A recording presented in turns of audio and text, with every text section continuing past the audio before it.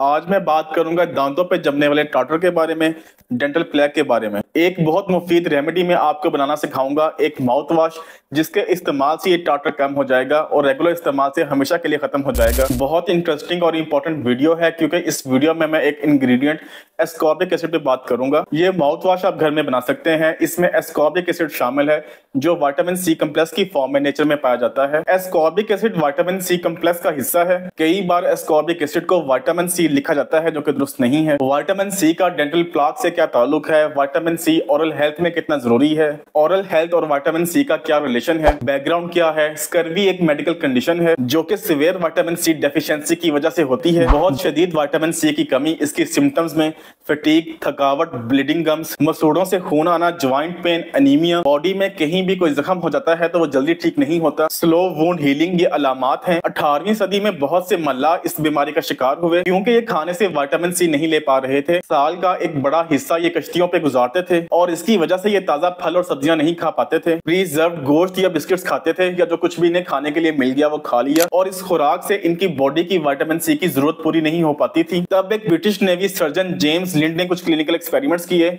और फिर इस बीमारी का पता लगाया। तब सप्लीमेंट्स तो होते नहीं थे। जब इनकी खुराक में लीमू, प्याज, माल्टे, ताजा फल, आलू और दूसरे विटामिन सी से भरपूर फलों और सब्जियों को इनकी खुराक में शामिल किया गया तो इससे इनका स्कर्वी क्योर हो गया। होता कुछ यूं है कि जब बॉडी में विटामिन सी की कमी होती है तो बॉडी कोलेजन नहीं बना पाती। कोलेजन ही है जो हमारी स्किन को, बोन टिश्यू को, दांतों को, लिगामेंट्स और टेंडन्स को, मसल्स को, जॉइंट्स को, इवन आर्टरीज और कैपिलरीज को अपनी असली हालत में रखता है और डैमेज की सूरत में रिपेयर करता है। विटामिन सी एसेंशियल है कोलेजन प्रोडक्शन के लिए। बॉडी विटामिन सी डेफिशिएंट होती है तो मसूड़ों में मौजूद कैपिलरीज ब्लीड कर जाती हैं जो वजह बनता है ब्लीडिंग गम्स की, जिंजिवाइटिस या पेरिओडोंटल डिजीज की। मुंह की जितनी भी बीमारियां हैं वो विटामिन सी से जुड़ी हैं। फिर उसके बाद रिफाइंड कार्ब्स, मैदे से बनी हुई चीजें या शुगर इंटेक ज्यादा है तो ये दांतों के लिए खतरनाक है क्योंकि यही शुगर बैक्टीरिया को फीड करती है। बैक्टीरिया इसे खाते हैं और अपनी तादाद बढ़ाते हैं, एसिड बनाते हैं। जितने ज्यादा बैक्टीरिया उतनी ही ज्यादा एसिड प्रोडक्शन जो इवेंचुअली वजह बनता है कैविटीज की, इन्फ्लेम्ड गम्स, मसूड़ों की सोजिश और फिर प्लाक फॉर्मेशन, दांतों पे प्लाक का जमना। बेसिकली प्लाक है क्या? प्लाक इन्हीं बैक्टीरियाज का घर है। बैक्टीरियल कॉलोनीज हैं जो एक दूसरे के साथ मिलकर अपने इर्द गिर्द कैल्शियम शेल्टर्स बना लेती हैं, कैल्शियम से बने हुए हाउसेस बना लेती हैं और इस तरह से ये बॉडी के इम्यून सिस्टम से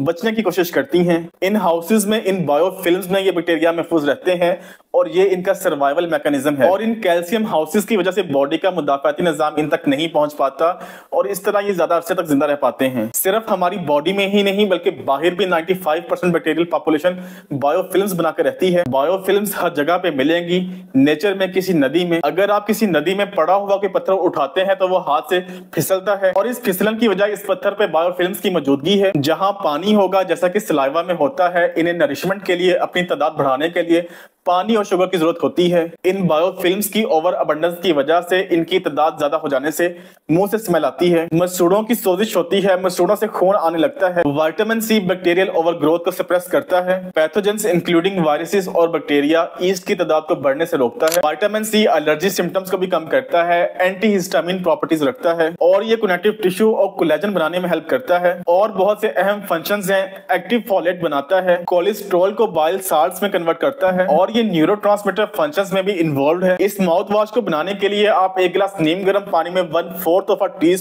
टीस्पून का आधे से आधा चम्मच बेकिंग सोडा हल कर लें। सेम क्वांटिटी में हाइड्रोजन पेरोक्साइड 3% आप लेंगे। हाइड्रोजन पेरोक्साइड कहीं से आपको 7% मिलता है और कहीं से आपको 9% मिलता है, लेकिन परसेंटेज मैटर नहीं करती इस फार्मूला में। तो आधे से आधा चाय का चम्मच हाइड्रोजन पेरोक्साइड भी आपने इस पानी में शामिल कर लिया। और तीसरे इंग्रेडिएंट विटामिन सी के लिए आप इसमें एस्कॉर्बिक एसिड का इस्तेमाल करेंगे। एस्कॉर्बिक एसिड आपको किसी भी ऑनलाइन स्टोर से आसानी से मिल जाएगा। तीनों को बराबर मिकदार में आपने एक गिलास नीम गर्म पानी में हल कर लेना है। इसे अच्छी तरह पानी में मिक्स करें और दिन में एक बार इससे ब्रश करें। इस पानी से आप गार्गल करें, माउथ वॉश के तौर पर भी इस्तेमाल कर सकते हैं। फ्रेशनेस के लिए आप इसमें पेपरमिंट ऑयल, क्लोव ऑयल का भी इस्तेमाल कर सकते हैं। इस वीडियो की कंक्लूजन में मैं यही कहूंगा कि विटामिन सी का ओरल हेल्थ में कितना किरदार है, इसे समझना जरूरी है। उन फलों और सब्जियों को अपनी खुराक में जरूर शामिल करें जिनसे आपको विटामिन सी मिलता है। ग्रीन पेपर्स, शिमला मिर्च, लेमन्स, कैबेज, बंद गोभी, माल्टे, मौसमी, इन्हें वाफर मिकदार में अपनी डाइट में जरूर शामिल करें। इस तरह से आप नेचुरल विटामिन सी खुराक से ले पाएंगे। मैं उम्मीद करता हूं कि मेरी आज की वीडियो आपको जरूर पसंद आई होगी।